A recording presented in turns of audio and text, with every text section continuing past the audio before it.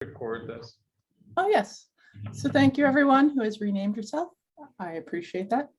Hi, I'm Joyce Douglas. Welcome to the Community of Practice. Let's take a moment for the management team to introduce themselves. Jesse. Hey folks, Jesse Berkey here. My picture's not lighting up. We're all spotlighted under Garrett, who has the microphone with his computer. I've got the blueberries in my background though, as many of you know.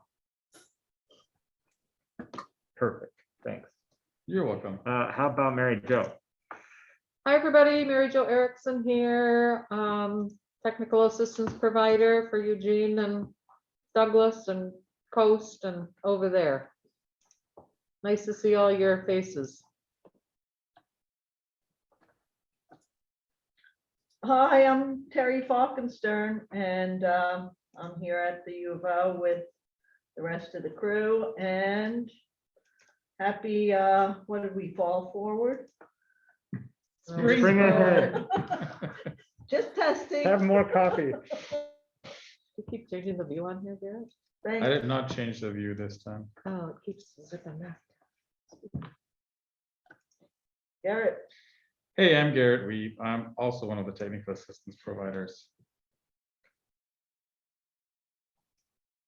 Charlotte. Is that me? Is that everybody?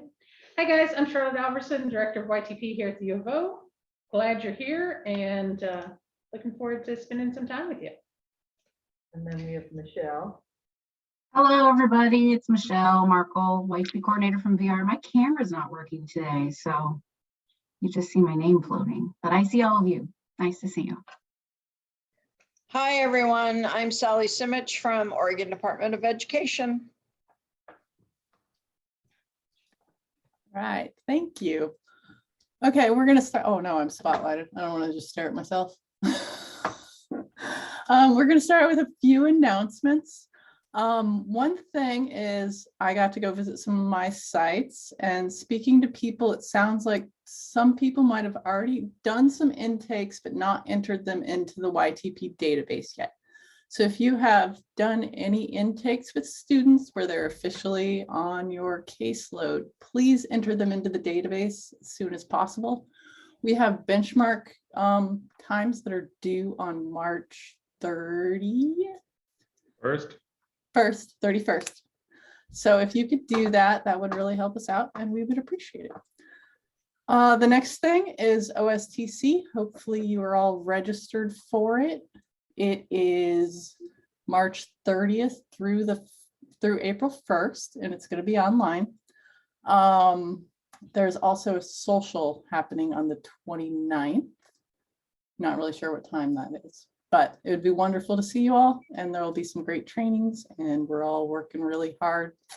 So we look forward to seeing you.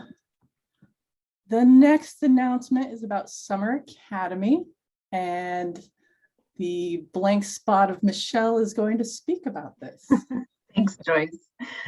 So you guys, I get to be the messenger today of some not very fun news. I think you all know that we've been going through our first federal audit in 14 years and in VR.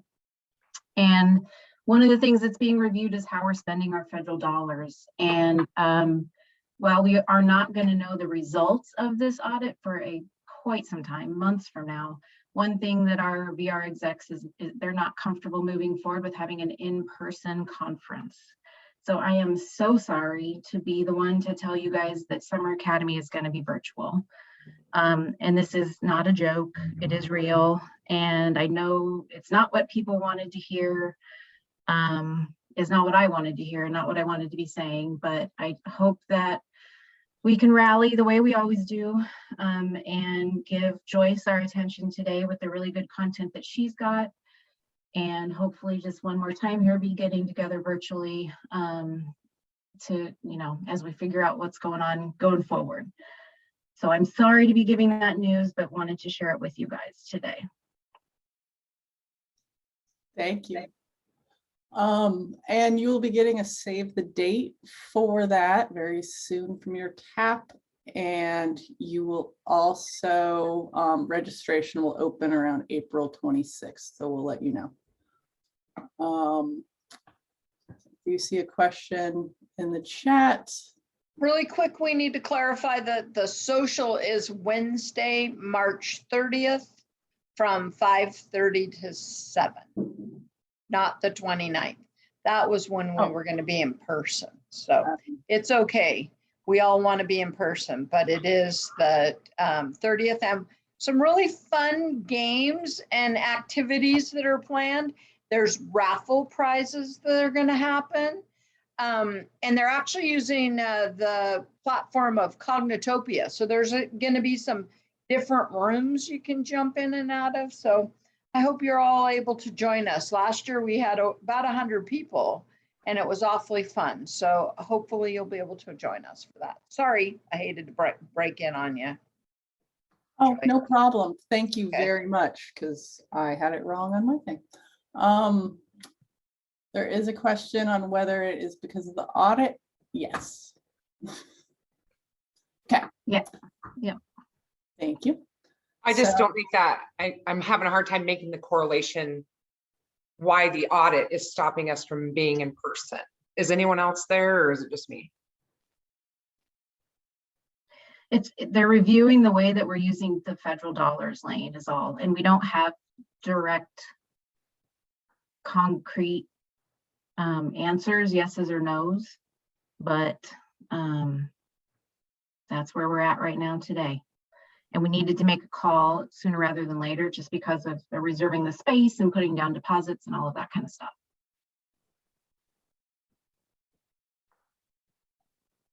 Excellent. Thank you, Michelle. Okay, I'm going to share my screen. I always feel like that's a little jarring, so just going to give you a heads up. Oh, and I want to do this. Boom. Boom. All right. Is everyone seeing the non-presenter view? Yes. Yes. Thank you. And if you'll give me just a second. Okay, I was trying to make it where I could still see all of you, but I can't. Okay, so today we're going to be talking about school-based businesses and their role in the path to competitive integrated employment.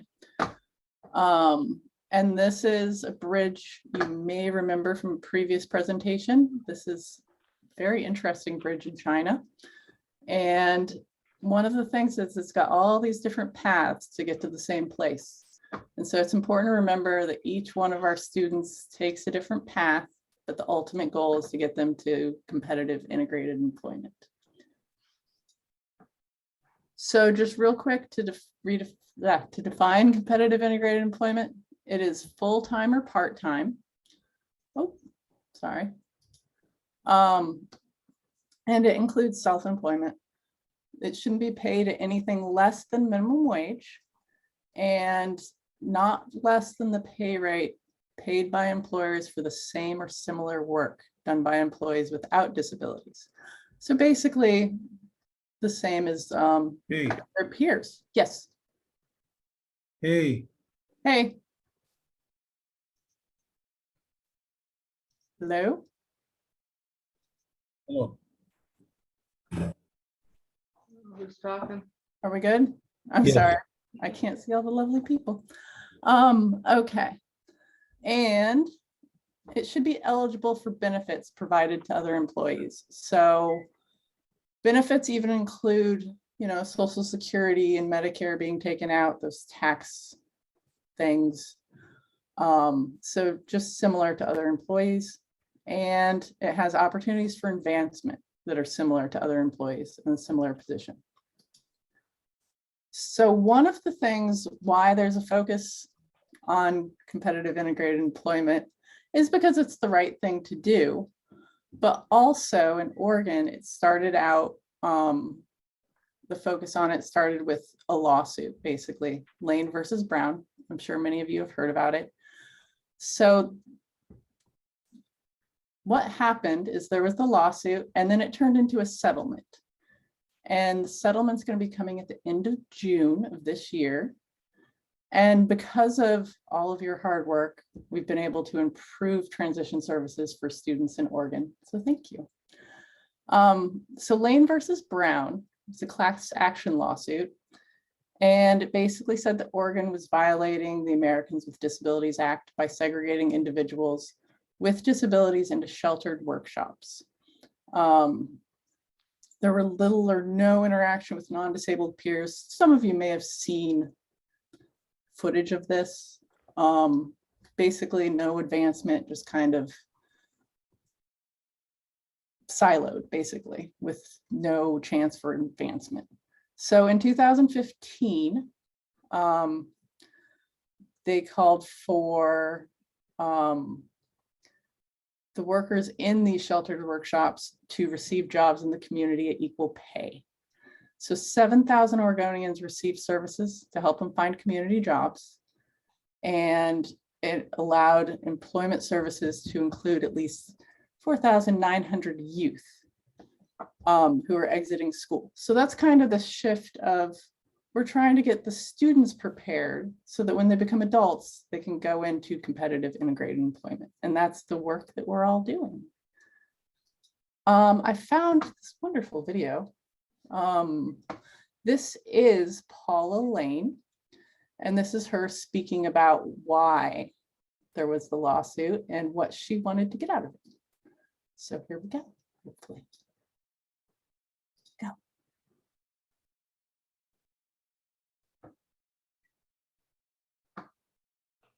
Are we getting a video? Nope. No. Nope, we're not. Go. It worked in my back. Hey, my name's Paula. Kids like me, they call me grandma and they call me shortstop. I like kids and I like people. I'm Paul Christine Lane. I'm staff employee.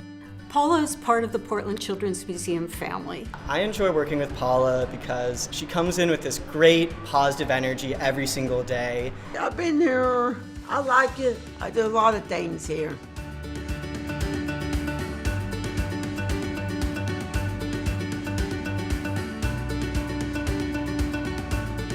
We need more jobs. That's what I say.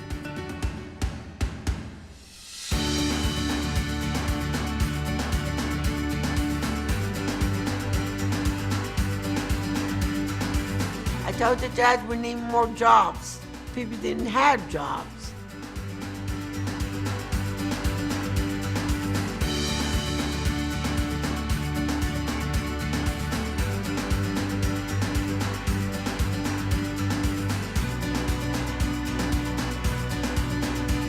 I feel happy when I see my first paycheck. I get paid twice a month. I go to a lot of concerts.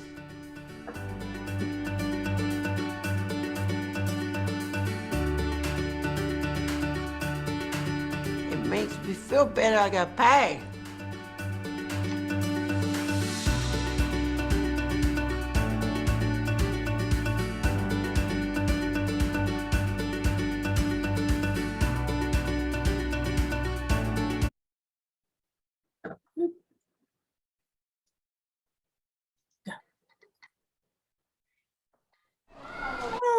Okay.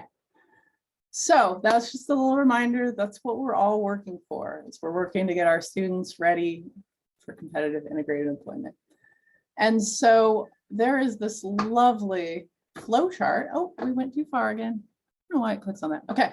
This lovely flow chart about whether you can see if a school-based business would be a mock sheltered workshop. And by mock sheltered workshop, we just mean a school-based business that is mocking or looking like a sheltered workshop. So this is a lovely flow chart. It can be found at this. Oh, I don't know why it keeps clicking. I'm going to stop using my mouse. That can be found at the site. And first, you're going to look, is it conducted during the school day? If it's not, is it performed only by people with disabilities? If it's not, you can keep going. Does it resemble sheltered workshop tasks designed to fulfill the demands of others? The demand of others performed without compensation. So that goes into that pay. And then if that's not true, then is it part of the individualized instruction sequence? So if you go and you're going down this flow chart and you get stopped right here, here's some guidance. If you're looking at it and you have questions, you can always contact your TAP or your TNF, and we will help guide you, because the goal is to help students get into that competitive integrated employment. So now we're going to talk about school-based businesses. Oop, too far. So what is a school-based business? It's been defined as any school-sponsored activity that engages a group of students in producing goods or services for sale or to be used by people. So it doesn't necessarily have to be for sale, other than the students involved. So if you have a school-based business at your site, can you please raise your hand in Zoom? And in the chat, if you could put what the business is. I'm going to see if I can pull up the screen where I can see you all. Yes. Technology is great. We have a coffee cart, flower delivery, custom designs, balloon company, Ooh. popcorn business, Now you're making me hungry. Saxon, Smart Brew, coffee cart, concessions, Logger Shack, coffee cart, t-shirts and crafts, off-campus coffee shop and in-school thrift store. Cool. Greenhouse. Ooh, greenhouse, nice. I have a special place in my heart for the greenhouses. All right. And those of you who have school-based businesses, you've probably seen the benefits that it has for your students. Is there anyone who would like to share how their school-based business has helped students become more engaged or given them confidence?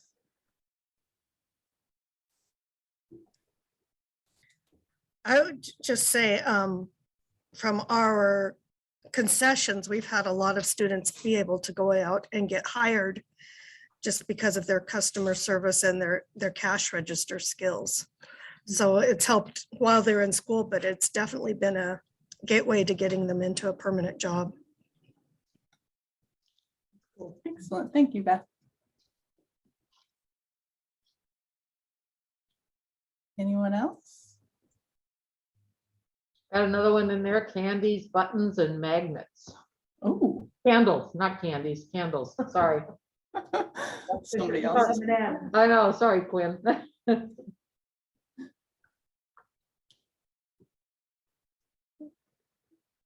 Anyone else would like to share? Masa.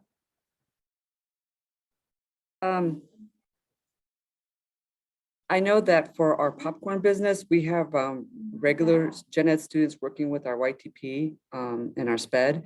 And it's been a really nice system because, I think that because we have the general ed students working with our other kids, I think we have more students who want to do it.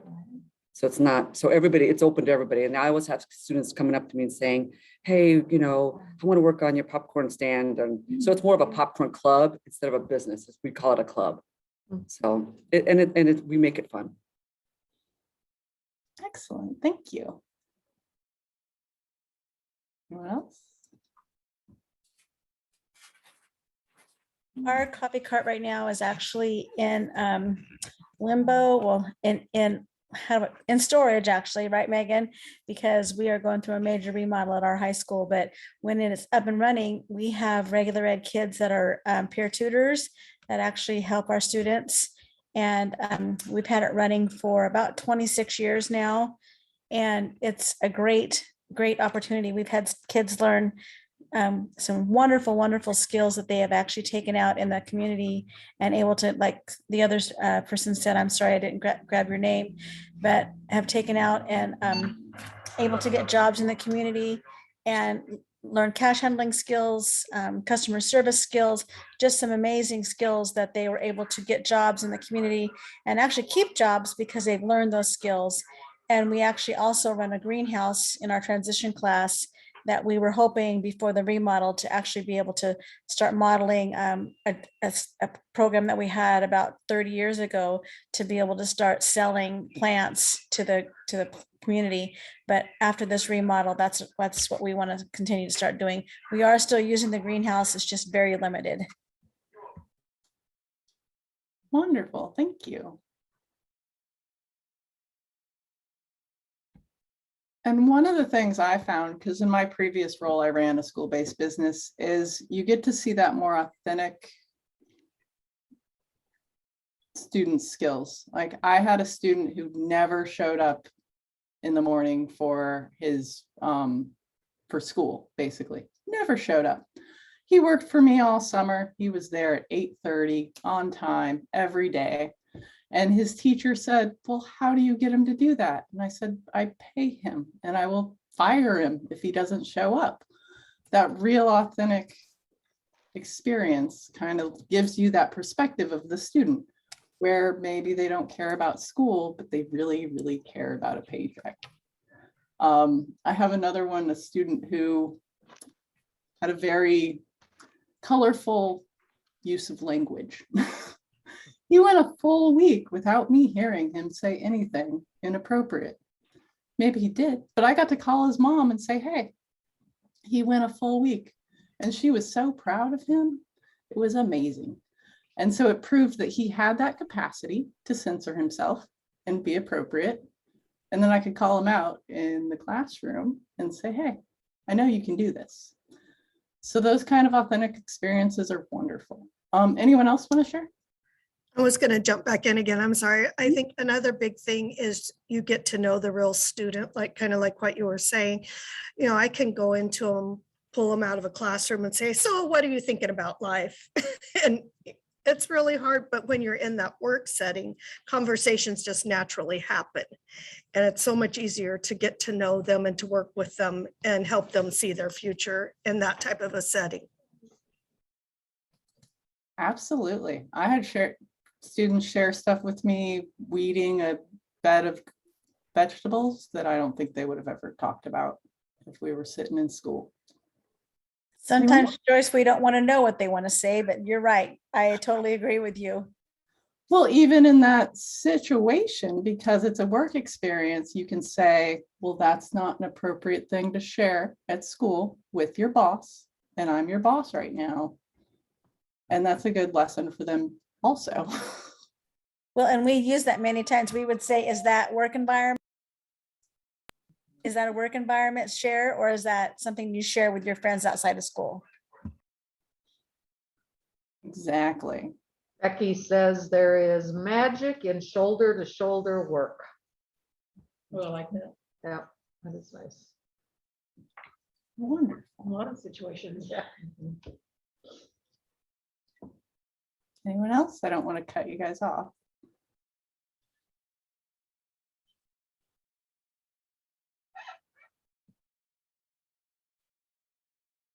Okay, I appreciate you guys sharing. So that's some of the advantages. And one of the things I really like about YTP is the creativity. With all that list of the different school-based businesses, that's coming from the creativity of the YTP teams and them looking at what their students need. So the reasons to consider a school-based business, some of them are research-based. So work experience has consistently been identified as the most important predictor of post-school employment success for students with disabilities, regardless of the disability.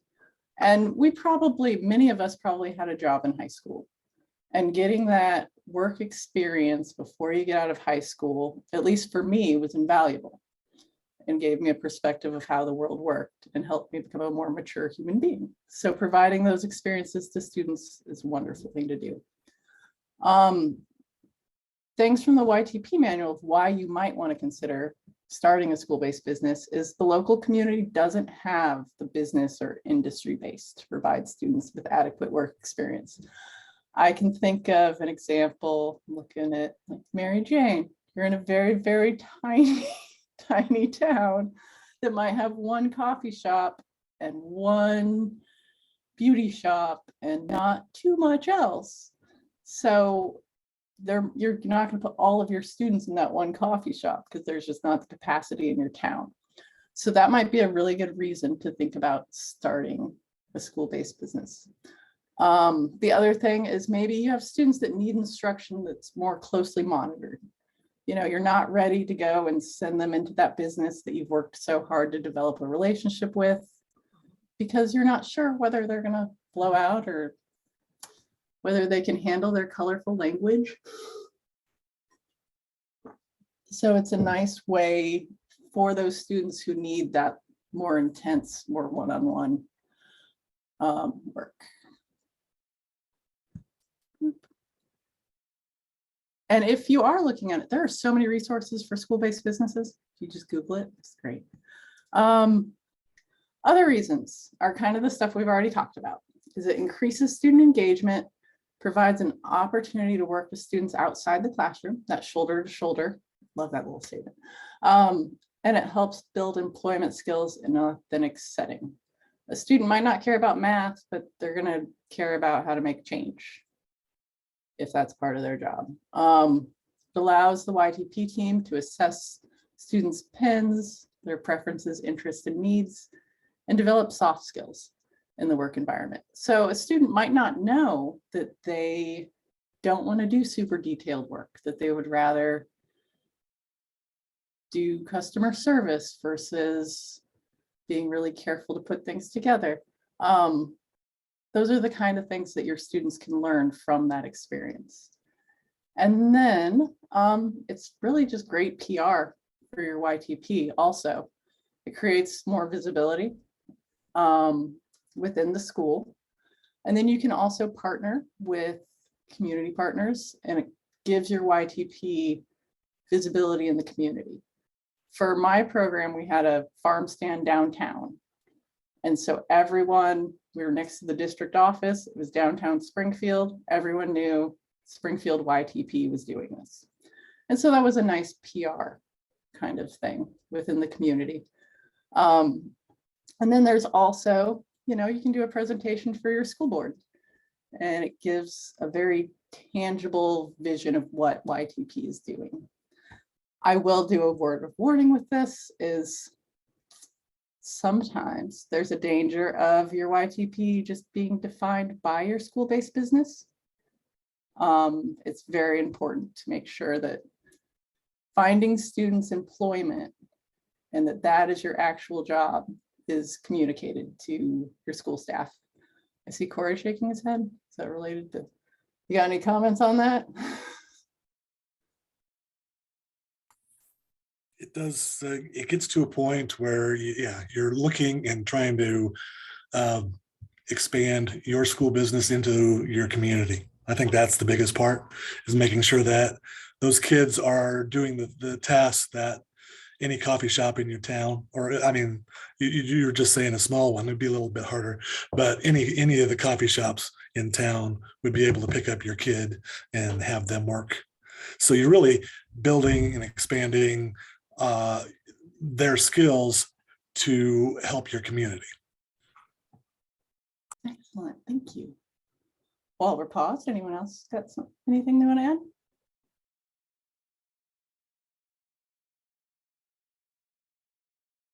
Okay, thank you, Corey. And another advantage if you are selling and creating revenue is it's a way to get funds outside of the YTP IGA. So if there's things that you need to buy and you're producing revenue, you might have more flexibility with that spending depending on your school rules. So this is from Transition Network. I'll try to get organized and put all of this in the chat before we leave, but this presentation will be up on the YTP site. But this just links school-based business activities to pre-eds.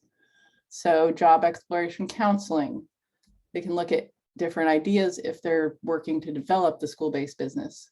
And they can learn how different businesses run and explore the skills. Because if you look at just a coffee shop, maybe the student really likes to make the espresso, but they don't like the customer service end of it, or they don't like to do the cleanup at the end, or if they have to clean the bathrooms or whatever it is. It shows all those aspects of the job.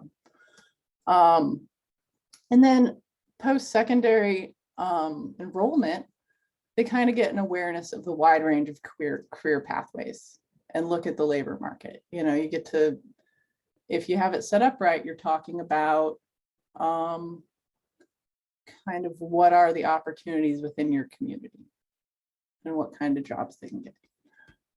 Workplace readiness. So they'll get to develop the skills they need.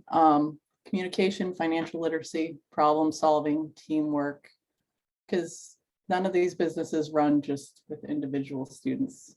So they get to learn how to negotiate. Maybe you have two adults that are working in there, and they get to learn kind of how to deal with different management types. Maybe they learn that they talk too much and it really annoys their coworkers, and how to manage that.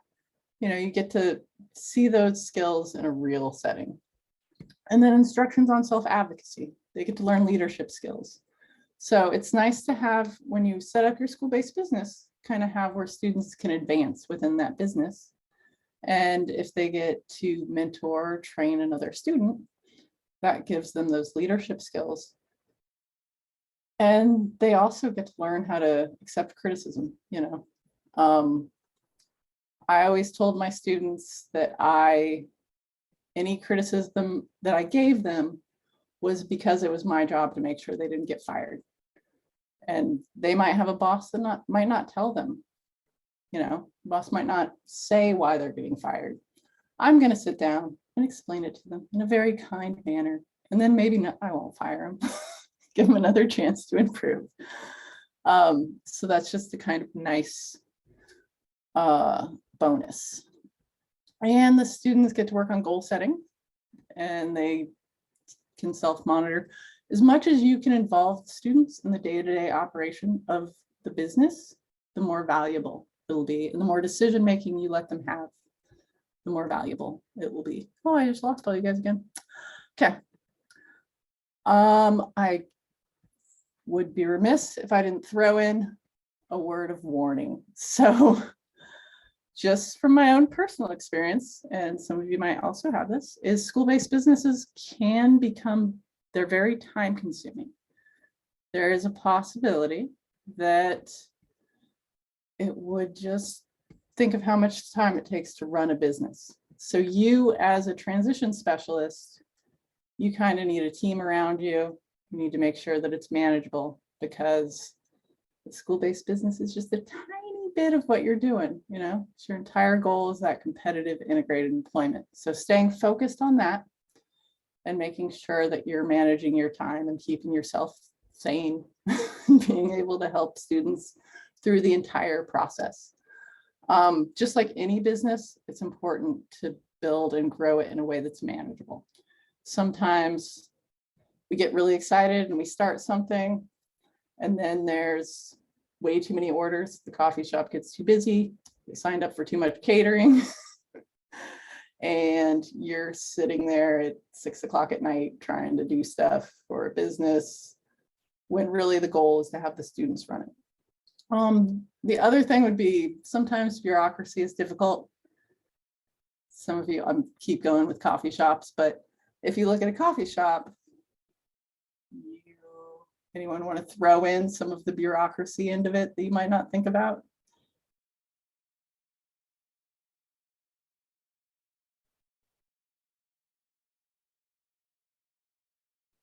Oh, okay.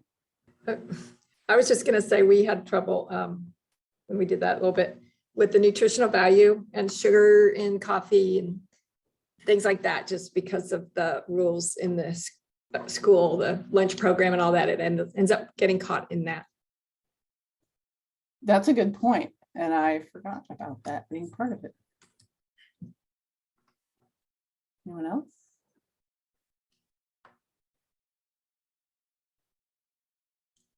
I know for me, running a farm stand downtown, you need a permit from the city.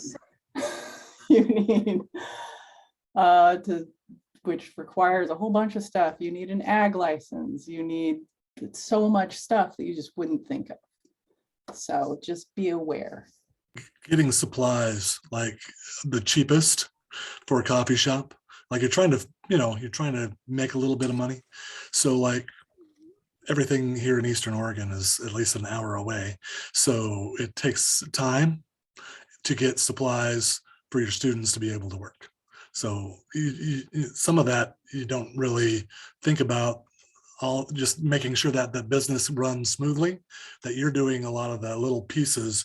You can get the kids more and more involved, but there's going to be little pieces that they can't do. There's pieces of that too. That's very true. Anyone else? I was a little late coming in and maybe I missed that part of it, but wasn't there some concerns about whether the students get paid or not, and if they could get credits instead, and who has to be there if it involves credits?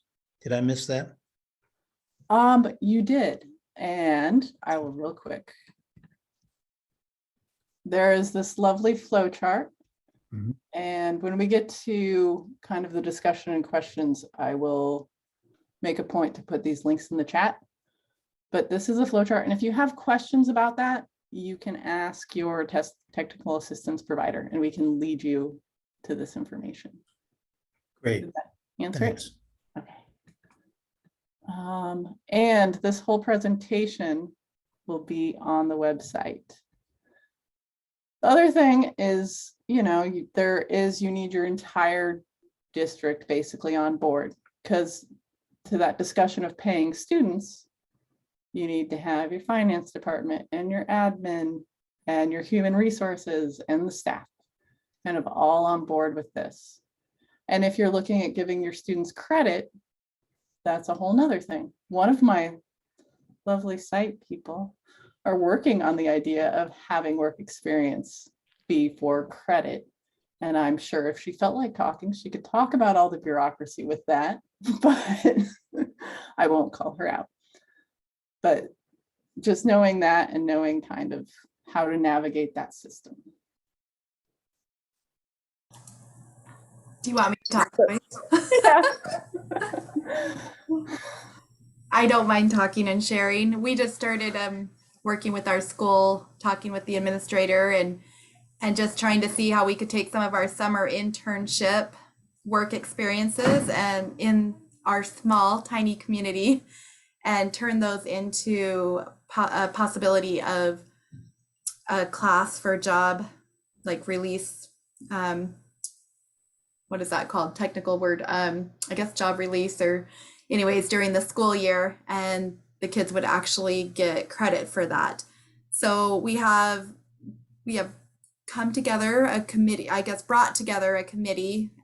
We've met one time so far. We have a date to meet again before the end of the school year and try to get all of that put together. But it is a lot of just looking at what that credit's going to be called, how much credit, like, do we offer that for all students?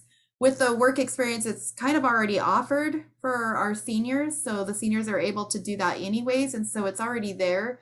It's just looking at the possibility of having all of our kids that are on IEP and 504s be able to do that from the time that they're freshmen. We might make that more of like a junior, senior opportunity, but just some cool things of taking those summer internships and turning them into a full year of getting credit and keeping our kids engaged. Thank you. And I'm going to stop my share for a minute because I had one more slide that has disappeared. And I would like to take a moment to see if I can find it. Because I feel like it's important. No. Nope, it's just gone. Huh. Don't you love that? Okay, so the last thing that I was going to throw in is you can also look at other work experience opportunities within your community. There are organizations such as like Recruit Hippo, Project Youth Plus. They're all kind of county by county based, where if you don't feel like tackling this, there is a chance for work experience outside of a school-based business. So whatever you can do to get your students to be able to get authentic work experience that's going to benefit them in the future. Does anyone have an example of working with one of those organizations they would like to share? Just real quickly, the Training Employment Consortium has recently added funds for workforce investment with youth.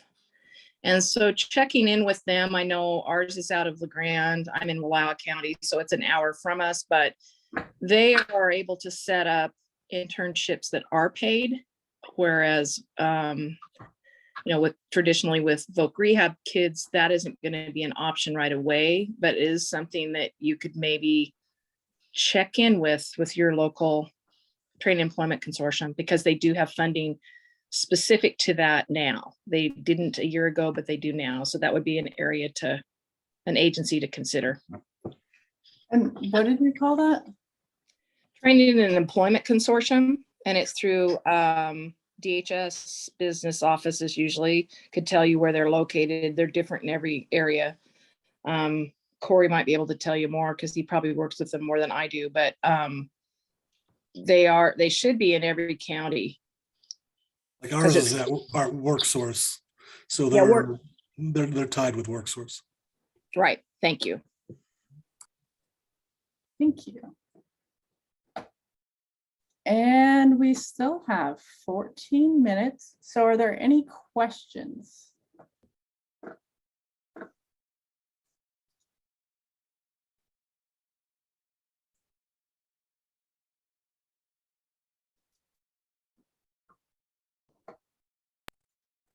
Joyce, you said your PowerPoint would be on the YTP website, is that right? Yes, and somebody might have a time frame for that. No? Wait a minute. So we're not sure when, but it will be there. Roxy, do you want to talk about yours? You want me to, or just read, should I just read it? I don't know what CSC is. It's the Community Service Consortiums, and we have Rock Band next door during this period, so it gets kind of loud. I love it. I miss that about high school. I Right? know. The fun things. Rock band, man. She says we currently have 8 to 9 students that will be doing either individual WEX or WIOA and the students will get paid and also get credit through the high school. That's great. Wow. In Columbia County, we've also worked with EquusWorks, which is out of WorkSource, and have had several paid work experiences, and they also provide like work clothing similar to what VR can do, and then support the kids long going, and the kids even get like an extra stipend once they graduate or they get their driver's license. So that's really cool. Lisa up in Jervis in North Sandy Am says at a former job, we had students volunteer at businesses and places like animal shelters and horse rescue farms. That's wonderful. Great. And I put the links in the chat if you want to see that flow chart or anything before it gets posted on the website.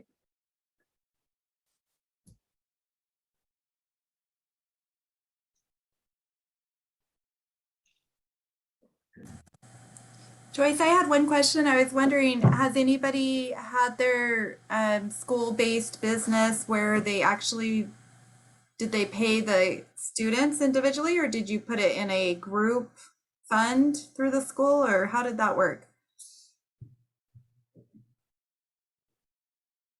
When I ran a coffee shop at South Eugene High School, the students got credit. And so that was their payment, was their credit for the class while they were working. And the money went into obviously supplies. And we used a lot of the money for needs of students. And it wasn't just for special ed, it was open to the whole school. Anyone in the school could apply to work in the coffee shop.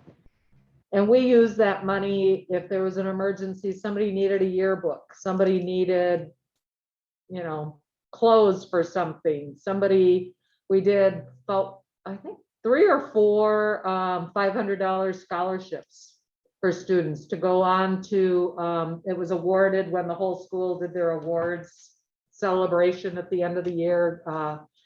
Students who get scholarships and stuff, it was a part of that ceremony, and I would present it to 3 or 4 students, and it didn't have to be going on to college or a 4-year college. It could have been going on to, you know, the pastry program at the community college or something like that for a certificate. It didn't have to be directly to a 4-year school, which a lot of, or a 2-year school, which a lot of those scholarship programs are for. So we would kind of mix it up. And the students had to have worked there for a certain amount of time, and then they were eligible for the scholarship. They had to write an essay. We reviewed it with a board. I put together a board of people who chose the scholarship winners. So we did a lot of different things like that with the money. When we did cater or work with, you know, like open house or some other events that they would want the coffee shop open, the students would then get, I would pay them for those, the proceeds that would come in from that night. So just, you know, a variety of things. I also, so it wouldn't take all of my time. I had the students, we were open for 4 hours a day, 5 hours a day. And I would have, because there's no way I could be there all that time. I worked with the volunteer coordinator from this high school, and we had parent volunteers come in and monitor the students and be there. It worked out great in that the students learned about different supervisors. You know, they'd come in and say, oh, Mary Jo, I don't want to work on Thursdays because so-and-so is there. And it's like, eh, you know, that's what different supervisors are about. You know, you're going to have to adjust depending on your shift sometime. You may have different supervisors, so you need to learn to work with different people. So it worked really, really well. And we probably made almost between $300 and $400 a day. We made really good money. But South Eugene is a different school with an open campus, and there's lots of kids just hanging out in the cafeteria during every period, and kids coming and going all the time. A lot of kids in the hallways between periods and stuff. So it was a little different setup than a lot of other schools. In my program, we had a revenue account and we did pay students, paid the minimum wage over the summer and ran a program. Now there are the options of the RFA, which the community of practice was about last month, to pay students with those funds. And there's also, at least this past biennium, there is the chance to write in, pay for students into the IGA. So there's greater opportunity to pay students currently. I see some chat. Yeah. Oh, using funds for a field trip, celebrations. That's wonderful. Pizza party. Right. You can buy clothes, shoes. I would do a weekly or a monthly meeting, lunch, and all the workers had to be there, and then I would buy their food, and it would be a debrief for what had happened, helping them set their schedules, doing all of that. So it was basically a work meeting once a month, and then I would buy the food for that. Working popcorn stand. Our coffee cart students are having drink specials for St. Patrick's Day, with proceeds being donated to 15th Night. Oh. Nice, Michelle. One thing that we do want to remember, this is Sally. One thing that you do want to remember is that, you know, the students that are working in these different environments are learning skills that are needed for any kind of transferable situation outside of the academic area. So you guys want to make sure that when a student is working in this environment, getting credit for it, that they don't continue to stay there, you know, for always and keep producing those kinds of funds for the class, that if they've met those goals, then they need to move on. You need to look at that school-based business as, these are the skills that are embedded inside of it, kind of like that task analysis. These are the jobs in my community that the student could get by learning these skills, and then they would be moved out into community for, you know, to look to see where they would fit those skills into that kind of a work environment. That's a good point. I definitely cut off quite a few students. I'm like, no, you can't work at the farm. You got to go work at Yeah, this place that goes with your preferences, interests, and needs. Sally, And I totally, this is Lori. I totally agree with you, but I do have a question. So for instance, I might have, you know, Susie Smith over here that we're working on a few different goals. Like might be working on customer service skills. We might be working on math skills or money math with her because she can't count money correctly. And that's a goal of hers. It's okay to maybe like work on one goal at a time. And then, okay, we chalk that goal off and now we're going to work on this goal.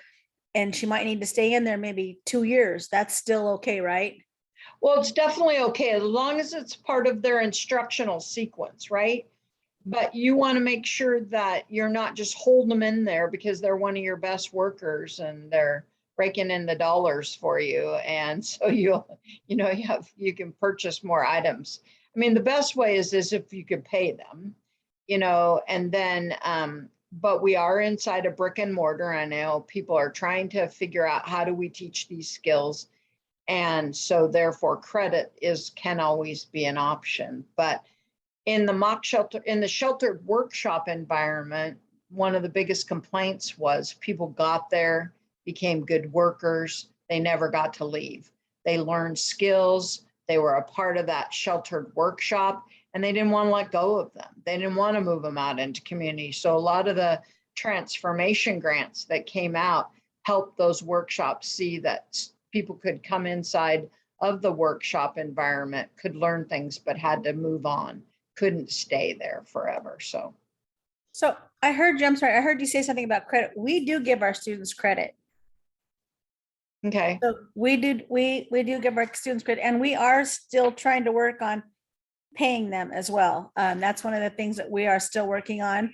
We are working on goals. We're working on our students that all work with us all get credit. And so we are like our students that work, especially like some of our nighttime events, and extracurricular events, we are working on how to pay them. And that leads into, I want to honor everyone's time. We have about 3 minutes left. If you have questions about this, we're here to help you and we can connect you to the right resources. And one thing, if you're looking into it, is your TAP is going to know all the different sites. So you might present that you're interested in starting a coffee shop, and I'm going to know that Corey has one and that he runs it well, and I can connect you. Corey's not in my region, but you know what I mean. We all get together, and so we can help set you up with somebody to advise you and give you ideas and let you dream and have the creativity of YTP. Michelle Clark also writes that they rotate their students in the coffee cart no more than 2 trimesters in order also to bring in new trainees. Patricia has a good comment. It seems that you would also have to consider labor laws.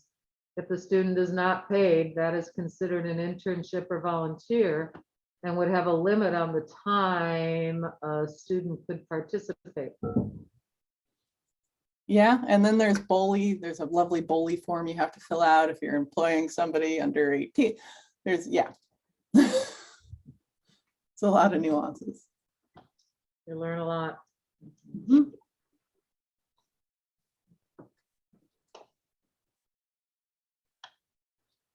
Anyone else? Okay, well, enjoy your month and enjoy your spring break and have a well-deserved rest. And for all you VRCs who don't get spring break, I'm sorry.